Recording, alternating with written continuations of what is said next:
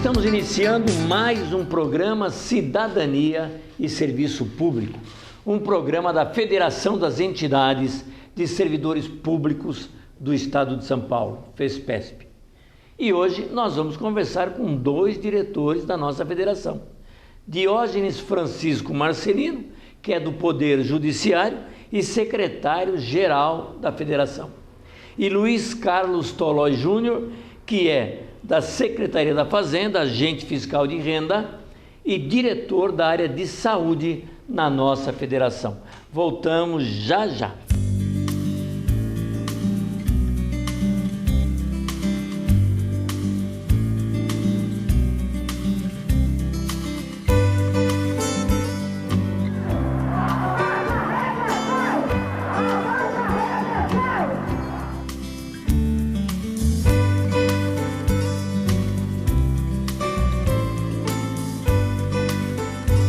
Estamos pedindo aquilo que nos é de direito.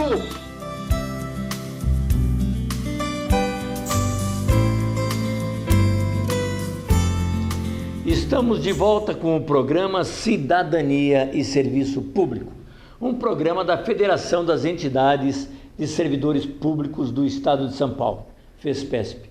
Hoje conversando com dois diretores da nossa federação, o Diógenes Francisco Marcelino, que é originário do Poder Judiciário e secretário-geral da Federação, e Luiz Carlos Tolói Júnior, que é originário da Secretaria da Fazenda, fiscal de rendas e diretor da área de saúde. Tudo bem com os dois?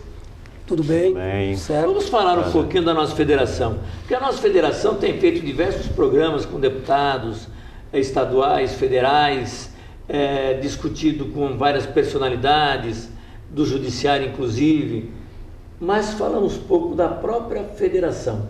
O que é a nossa federação? Boa noite a todos, antes de mais nada. A nossa federação é uma entidade com mais de 60 anos, ela prima pela defesa do serviço público e do servidor público, fazendo com que os órgãos públicos, os gestores, consigam levar um serviço de qualidade para todo cidadão, para todos os contribuintes do Estado de São Paulo. Bom, boa noite a todos, prazer estar aqui novamente.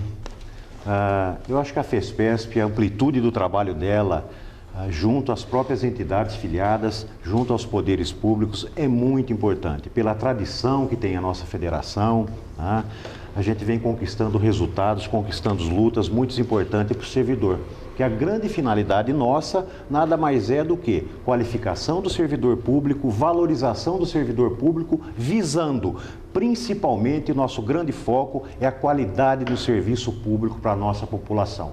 Isso daí a FESPESP vem caminhando, trilhando nessa busca, com trabalho árduo, inclusive, né? Mas um trabalho de muito sucesso, né, em prol da nossa população. Esse é o grande foco nosso, que não existe um serviço de qualidade se não tenhamos, na verdade, uma qualificação e uma valorização do servidor público. Ou seja, é uma federação que, na verdade, não existe simplesmente para defender as entidades a ela afiliadas e os seus servidores, mas que essa defesa seja uma defesa em benefício do serviço público. É isso? Em benefício da população, do contribuinte e todo o serviço público em geral que é praticado pelo governo, né? O agente público que está na frente lá, quem que é? O servidor. Quando se vai num fórum, se vai numa delegacia, se vai num posto de saúde, quem está ali na frente é o servidor público. Então é ele que está ali representando o poder público, prestando um serviço de qualidade, um serviço com qualidade, com exatidão, com educação, e para isso é preciso realmente que o servidor, inclusive, seria necessário e importante de uma escola de servidor nesse sentido, para que valorizássemos mais, não só o servidor, como falamos, mas também o serviço público. E a questão salarial, né? Olha, acho que a nossa atuação, a federação, tem uma participação brilhante junto às entidades filiadas, junto a todos os segmentos do funcionalismo público, né? Só lembrando que dentro da federação congrega entidades, seja da educação, seja da polícia, seja do executivo, do legislativo e do judiciário. Tá? De todos os poderes, né? E isso daí faz com que nós tenhamos, na verdade, a prerrogativa de estarmos juntos com cada entidade na luta pela, como eu disse, pela qualificação e pela valorização desses servidores públicos. Tá? Então, faz parte também da federação estarmos juntos com essas entidades. Né? E só lembrando também, como o próprio Diógenes falou aí, do atendimento lá na frente, né, do próprio servidor em delegacias, né? É importantíssimo também a gente lembrar que o caos que está na própria educação hoje é advindo do quê? De falta de valorização e de qualificação do servidor público. Isso que nós temos lutado também em pró, não só da educação, como da fazenda, como do próprio judiciário, que faz parte desse nosso contexto aí. E dentro dessa questão que o Rosa acabou de abordar agora, sobre essa questão salarial, nós temos que estar atentos. Nós vivemos um momento difícil no Brasil, não só no estado de São Paulo, mas em geral, o Brasil inteiro, mas nós não podemos em nenhum momento deixar de atentar para a data base, que é 1º de março, do servidor público do estado de São Paulo. A reposição é importantíssima, porque é a perda salarial do servidor do ano anterior, de 2015. Se somar a inflação de 2015 e a inflação agora de 2016, que será um pouco maior que 2015, nós estaremos perdendo aí no mínimo 17%. Então nós temos que, a federação, liderar e ir adiante para cobrar e exigir das autoridades a reposição salarial, para que realmente o servidor possa ter condições de fazer jus a essa inflação que está muito alta no Brasil como um todo.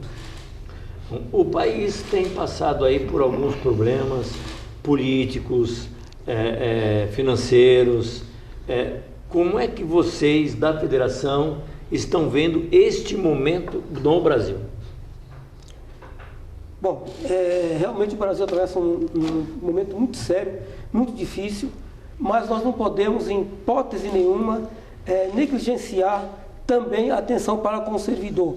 É uma realidade? Agora ocorre o seguinte, as nossas instituições, elas estão fortes, elas estão atuando, nós confiamos nos poderes constituídos, nós confiamos e acreditamos que vivemos uma democracia plena, Então eu acredito, acima de tudo, nós da federação, que nós vamos sair dessa situação. Tudo passa. Tivemos crise em 1932, tivemos em 1983 um grande desemprego no Brasil como um todo, superamos. Essa crise, ela é mundial, mas ela não é permanente, passa. E nós temos que estar preparados para, quando vier a bonança, nós fazermos jus e usufruir da bonança. Porque quando nós estávamos bem, os governos não olharam para o servidor, não olharam quando a arrecadação estava lá em cima. E agora a desculpa é que a crise ela é realmente real, mas nós temos que estar atentos para fazer jus quando vier a bonança, que nós acreditamos que essa crise vai passar, como tudo de ruim já passou no Brasil. E outras crises com certeza também virão, mas para isso nós temos que estar sempre atentos e preparados. Olha, nós temos que observar, os números mostram por aí, que a arrecadação do país todo, seja da esfera federal, estadual e municipal, ela caiu. Na verdade, ela não teve um aumento real, como vinha acontecendo até 2014, 2015, ainda tivemos um pouco de aumento. Tá? É uma realidade que nós temos em função da crise que está o nosso país. Tá? E eu acho que o primeiro passo para o nosso país sair da crise vem atitudes do próprio governo, enxugando os supérfluos que tem, as mazelas que tem, que ajudaram a provocar essa situação, independente da crise internacional que nós temos aí. Tá? Então o governo tem que fazer seu papel, tem que fazer sua tarefa. O que não dá para nós admitirmos é como às vezes se veicula na própria mídia que o grande culpado, um dos grandes vilões é o próprio servidor público, que é o extremo, na verdade, vamos falar do cúmulo, se usar essa expressão, de querer jogar essa culpa no servidor público. Né? Haja visto o caos que temos na saúde, aí, por falta de investimento, por falta de apoio aos próprios servidores, aí, por falta de materiais. Né? Então, nós temos, na verdade, o governo tem que fazer a sua lição de casa nas prerrogativas e incentivar novamente a nossa economia para que ela gire, tá? Porque os servidores públicos nós temos feito o nosso papel. Tá? Eu vou citar o exemplo da própria Secretaria da Fazenda, desse momento de crise que tem, as operações que foram implantadas pelo Fisco Paulista, trouxe um numerário muito grande para o Estado. E, em contraproposta, nós estamos recebendo, na verdade, do governo simplesmente o atraso no pagamento, na participação dos resultados. Tá? Essa participação nos resultados foi proposta do próprio governo do Estado e no ano de 2008, tá? Para se ganhar alguma coisa para não se aumentar o salário do governador. Ou seja, o nosso teto salarial aqui no Estado de São Paulo é o salário do governador, que é um agente político, né? E por interesses vários não tem o interesse de aumentar o seu salário. Para não aumentar, para nós tentarmos acompanhar o nosso salário, acompanhar um pouco a inflação, o governo nos ofereceu a participação nos resultados. Tá? E o que está acontecendo agora na esfera federal? Isso daí eu estou falando, é a culpa que querem jogar no servidor, é na folha de pagamento, né? O que está acontecendo agora? O projeto 3123 do PL lá em Brasília, é um projeto de lei, onde na verdade todas as prerrogativas, os que se recebe através de uma participação de resultado, através de bonificação de resultados pelos resultados auferidos, vão cair nesse teto do governador. Ou seja, o nosso nível salarial da Secretaria da Fazenda vai voltar ao nível de 2008. Tá? E se nós pegarmos o aumento, o salário do governador no ano de 2006 e pegarmos o salário do governador hoje, ele está defasado mais de 33%. Então, com relação à inflação. Então, não é por aí que o Estado vê. Quer dizer, o Estado, na verdade, o Estado, os governos estão querendo massacrar o funcionalismo público em nome dessa crise, querendo nos carimbar com essa crise. E, na verdade, o funcionalismo público, tanto dos executivos como do judiciário, do legislativo, são peças fundamentais, na verdade, para agregar a arrecadação do Estado, para incentivar a justiça fiscal, para o Estado ter mais recursos para empregar na educação, na saúde, ou seja, em todas as áreas do nosso Estado e do nosso país. Outro dia eu vi um comentário na rádio dizendo assim: aqui no Brasil agora, até no jogo de dominó tem corrupção. O que nós podemos falar do que está acontecendo no Brasil? Um presidente da Câmara que está sendo processado no Supremo, pode virar réu a qualquer momento. No Senado, o presidente do Senado, idem, muitos deputados, senadores, e a coisa vai chegando cada vez em um número maior de políticos, inclusive do Executivo. Isso está mexendo também com a questão financeira no Brasil? A questão é a seguinte: a corrupção, ela está no Brasil desde que Cabral aqui aportou. Mas nós não podemos pegar isso como exemplo e falar, tudo bem. Não. A questão é simples, a impunidade nesses séculos todos que existe de Brasil, 5 séculos, é que gerou e gera essa corrupção exacerbada. O que nós, sociedades como um todo, aí, a federação, as entidades e toda a sociedade como um todo, inclusive entidades de bairros, etc., está encampado, atento para essas questões e cobrar cada vez mais da justiça, dos poderes constituídos, que façam o seu dever. Ou seja, que apurem e punam. É importante a gente ressaltar o seguinte, que eu não conheço ninguém que devolveu até hoje aquilo que foi comprovadamente, digamos assim, espoliado dos cofres públicos. Então, uma das questões é essa, a impunidade de devolver. Se o indivíduo foi pego com a mão na botica ali, como falo, no interior, então ele terá que devolver aquilo que pegou.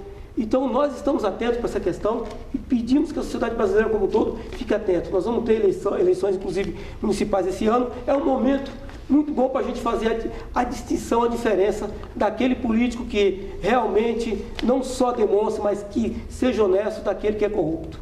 Então, para isso, nós temos que estar acompanhando todo esse desenrolar que está acontecendo, não só em Brasília, mas em vários estados, sobre essa questão da corrupção. O Toloi colocou a questão da escola, nós temos um problema sério aqui em São Paulo, que é a questão da alimentação dos alunos, tá certo? E aí?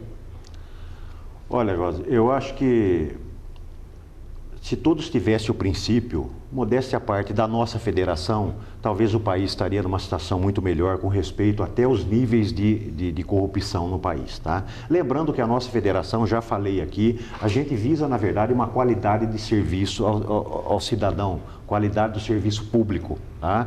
E nós não trabalhamos simplesmente no corporativismo. E talvez esse corporativismo tenha impregnado nos nossos agentes políticos e grupos políticos que têm dado o que tem dado na mídia aí, esse volume de corrupção que tem, esses valores exorbitantes que tem por aí, tá? O corporativismo fez, na verdade, as pessoas serem mais egoístas, não pensarem no próximo, que chegou até o cúmulo do que se está se cogitando aqui no estado de São Paulo, dessa questão da merenda escolar, tá? É falta de consciência dos nossos políticos, tá? De deixar de pensar numa criança que vai na escola, que sequer tem uma alimentação adequada em casa, que na escola poderia ser oferecido isso daí, e tirar recursos através de atos ilícitos disso, de uma criança, tá? Então nós temos que combater sempre isso daí e constantemente a corrupção, não só da merenda, como em todas as esferas que tem lá, porque se você vê os níveis de corrupção que vem acontecendo aí, seja da Petrobras, seja de construtoras, quantos hospitais não daria para construir e para equipar e para pôr profissionais para atender nossa população, que hoje nós temos, na verdade, muita carência nessa questão da saúde no nosso país. Então nós temos que repudiar, e interfere sim, apesar de ser uma coisa histórica, corrupção no mundo todo, mas nós temos que combater arduamente, temos que combater ferozmente, na verdade, a corrupção no país, para a gente começar a caminhar, acima de tudo, com credibilidade, o país ter credibilidade para se voltar ao investimento aqui. Então nós temos que ter um exemplo agora das punições que nós temos que dar a esses flagrantes aí, escandalosos que nós pegamos aí no nosso país, aí o Poder Judiciário vem trazendo para nós aí. O Diógenes colocou aí a questão de eleições que estão próximas aí. A gente já discutiu várias vezes aqui que uma das questões importantes é o voto consciente. Como é que nós podemos mudar um pouco essa situação a partir da próxima eleição e das próximas eleições? Porque aí depende também do cidadão. Exatamente, o cidadão tem um papel importantíssimo na medida que ele vai votar. Vamos falar da eleição para vereador e prefeito, como tem aqui em São Paulo, no Brasil, nas prefeituras do Brasil inteiro afora. O cidadão, além de tudo, ele tem, ou acima de tudo, melhor dizendo, ele teria que ver o currículo do cidadão, o histórico da pessoa e ver se ele está... nós não temos eleições municipal, as famosas eleições que a gente fala... eleições para o bairro, né? Pro bairro. Seria mais próximo do eleitor. Onde o candidato esteja ali próximo do eleitor e o eleitor possa acompanhar a atividade legislativa do seu candidato. Então, nesse tocante, é importantíssimo que o eleitor esteja atento, saber quem que é realmente o candidato que ele está votando, o histórico dele, o que ele promete, se é realmente promessa vazia ou se é plausível, se haverá condições de colocar em prática aquilo que ele está falando. Porque senão nós vamos cair novamente nessa questão de colocar pessoas que vão para a prefeitura, vão para as vereanças, mas para defender seu interesse próprio e não o da população como um todo. Bom, uma questão importante aí na história é esse acompanhamento que o eleitor deve fazer do seu candidato. Tolói, você falou bastante aí da questão da importância da nossa federação no trabalho pró-cidadania, pró-cidadão. Aliás, o nosso programa é Cidadania e Serviço Público para o atendimento do cidadão. A nossa federação participou da criação de uma nova central, que é a pública, Central dos Servidores Públicos, para diferenciar o que é uma central de iniciativa privada e o que é uma central de trabalhadores que não buscam o lucro, mas buscam o atendimento da população. O que vocês acham da criação desta Central do Servidor? Olha, Góes, eu acho que a criação dessa central, para ser sincero, para mim, ela veio tarde, tá? Mas, de qualquer forma, ela chegou num momento crucial para o nosso país.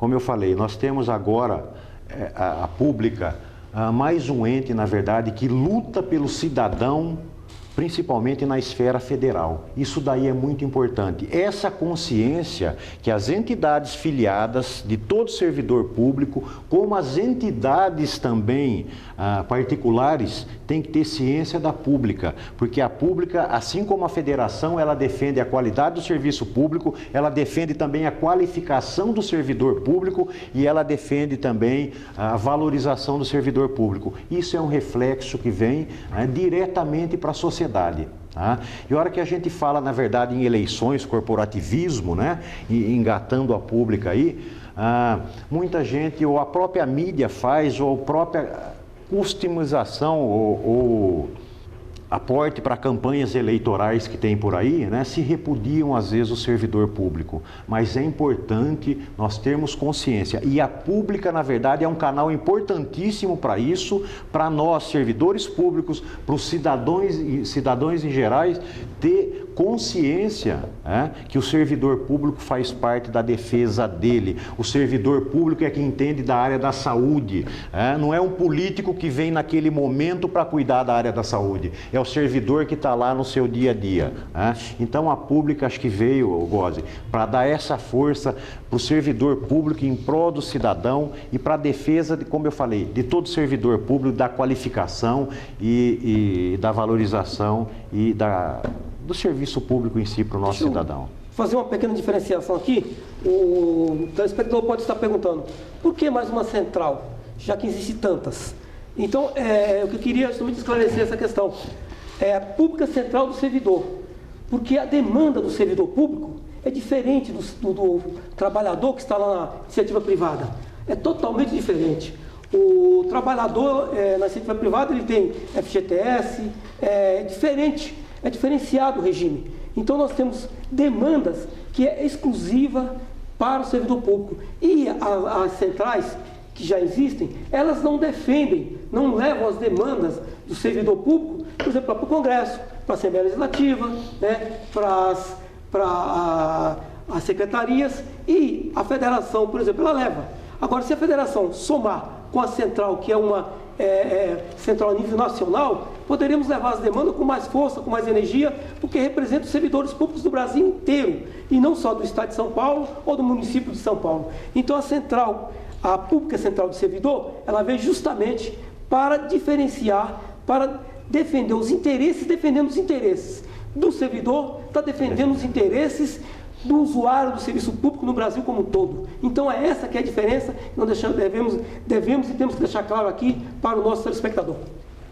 Muito bem, conversamos no nosso programa de hoje com Diógenes Francisco Marcelino, que vem do Poder Judiciário e hoje é secretário-geral da nossa federação.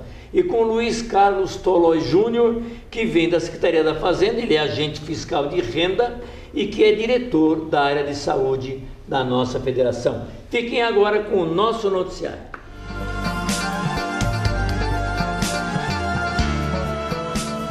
Com informações do diretor de imprensa da FESPESP, Silvio Miceli, confira agora as principais notícias que interessam a você, servidor público. A arrecadação paulista sobe e contraria discurso da cúpula da Secretaria da Fazenda e do Governo do Estado de São Paulo. A arrecadação de ICMS do Estado de São Paulo, em dezembro de 2015, atingiu 11,45 bilhões em valores correntes. No acumulado de janeiro a dezembro, a arrecadação do ICMS totalizou 123,9 bilhões, valor 2,85% maior que a arrecadação do período anterior. O destaque ficou por conta da arrecadação de ITCMD, o Imposto de Transmissão, Causa-Mortes e Doação, que avançou 38,2%, atingindo 2,4 bilhões. Fruto do trabalho direto dos agentes fiscais de renda do Estado de São Paulo, o avanço da arrecadação deste imposto deixa clara a importância da carreira para o Estado. Outro destaque positivo foi a arrecadação do IPVA, que teve crescimento de 8,18%, chegando a 14,7 bilhões. Taxas também tiveram resultado positivo, com avanço de 7,1% e arrecadação de 4,9 bilhões de reais. A Confederação Nacional dos Servidores Públicos, CNSP, entidade de terceiro grau, a qual a FESPESP é filiada, desde o início de março fez ampla campanha junto aos deputados federais e com as entidades filiadas contra a aprovação do PL 3123/2015. O projeto de lei disciplina, em âmbito nacional, a aplicação do limite máximo remuneratório mensal de agentes políticos e públicos, de que trata o inciso 11º do caput e os parágrafos 9º e 11 do artigo 37 da Constituição Federal. Se aprovado, acaba com o direito adquirido e, principalmente, transforma o salário do funcionalismo numa moeda política, pois os governantes podem congelar os próprios salários por mero proselitismo eleitoral, prejudicando os servidores de carreira. A CNSP recebeu várias mensagens de retorno, entre elas do deputado federal Arnaldo Faria de Sá, que parabenizou a Confederação pela iniciativa. Cidadania e Serviço Público, há 17 anos no ar, de forma ininterrupta, sempre levando tudo aquilo que interessa a você, cidadão, a você, servidor. Para entrar em contato, você liga para 11 3104 3836, manda mensagem para o e-mail fespesp@fespesp.org.br. Visite o site da FESPESP na internet e as redes sociais Facebook e Instagram para você acompanhar tudo aquilo que interessa a você, cidadão, a você, servidor. E sempre lembrando que, além da TV aberta, você pode acompanhar o programa Cidadania e Serviço Público na internet, em nosso canal do YouTube, no bit.ly/TV FESPESP, e assista ao programa de qualquer lugar do mundo. Além disso, você poderá assistir às mais recentes edições do programa Cidadania e Serviço Público na rede mundial de computadores. O endereço, você já sabe, é o www.fespesp.org.br. Uma boa semana a todos e até o próximo programa.